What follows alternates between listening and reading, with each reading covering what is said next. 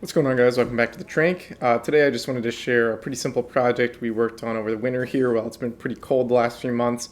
That's partly due to why I've had less uploads lately. I just haven't been able to get outside and do any projects, but thankfully it's finally warming up here, so I've got a lot of awesome projects planned now that it's going to be spring soon.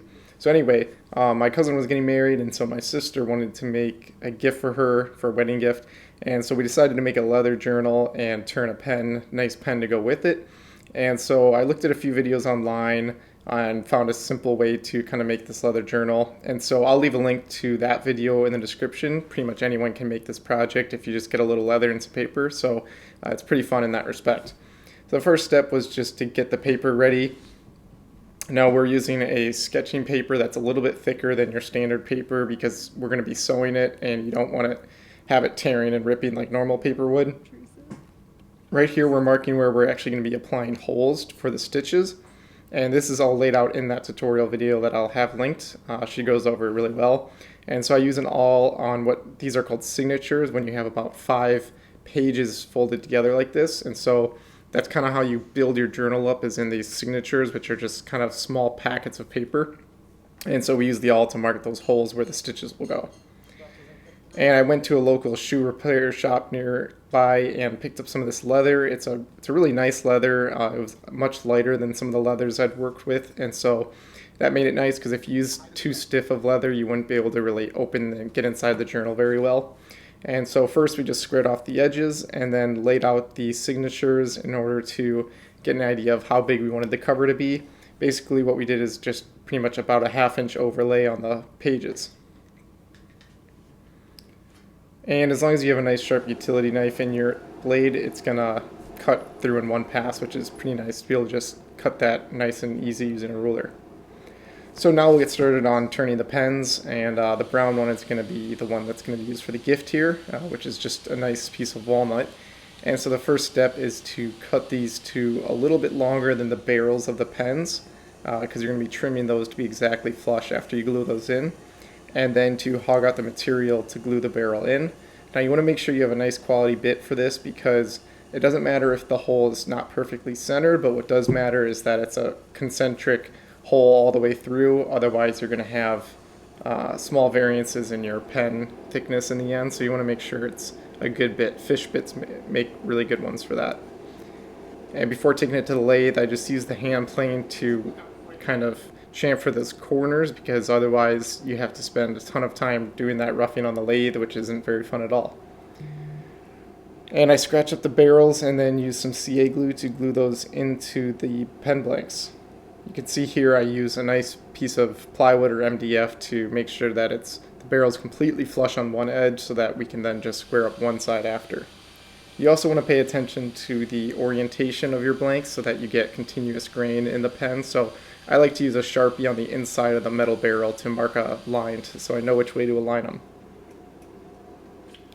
So turning pens is pretty simple. It's a nice project because they turn out really nice looking and make great gifts, and just great for yourself too, but they're not very hard to turn, which is nice. All you need is a pen mandrel, and really that's it. I also use this mandrel saver, which makes it a little bit easier on the tailstock to get things aligned and secure. And I'm just using a carbide round cutter here, so we just start off by rounding off these blanks a bit. This is probably the least fun part of this project, because it's not very fun to just do the roughing process on these little blanks. The more fun part is the final shaping and finessing. That's the one thing about these pens, is they're not very hard to make, but to make them well, you do need to have quite a bit of patience to get the fit and finish right on everything. So as you get close to the bushings here, you want to be real careful, because you want that to be really a seamless transition going from the pen pieces to the barrels. So you want to take a lot of time to get that fit perfect. And then we can go ahead and sand it smooth up to 600. Now, I was sanding radially with it on like that, but you end up getting so many scratch marks that I actually don't like to do that anymore and just sand by hand with the grain.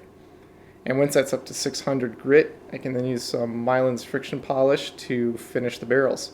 And this is a really easy finish. You just add a few drops and get a nice even application. And then after you've wiped that in for a few seconds, use a dry part of the paper towel to sort of heat up and rub it across, because it's actual heat from the friction that gets the finish to fully set in the blank. So I put a couple layers of this on, and it really gives it a bit of a shine and makes it real beautiful. And then we can switch back to the leather notebook and getting that stitched together. So again, these holes are going to be where the stitches for the signatures are going to go in. We leave about 1/8 of an inch spacing between the holes, and that's because the signatures are about 1/8 of an inch thick, so that should be approximately, the spacing should be good there.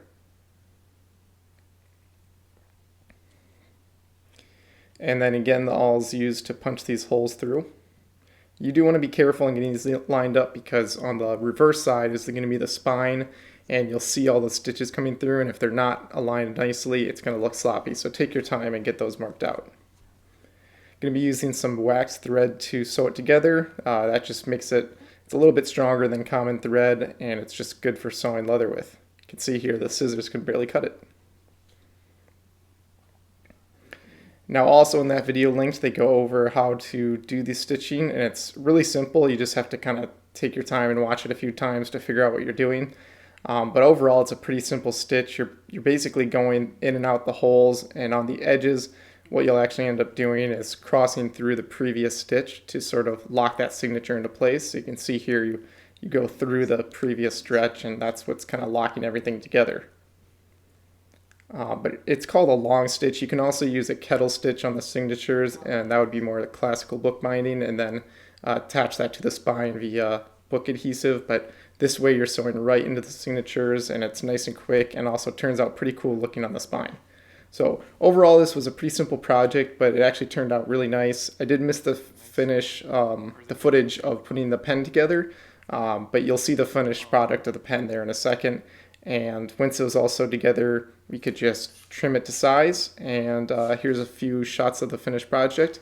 Thanks for watching, and stay tuned for lots of projects to come.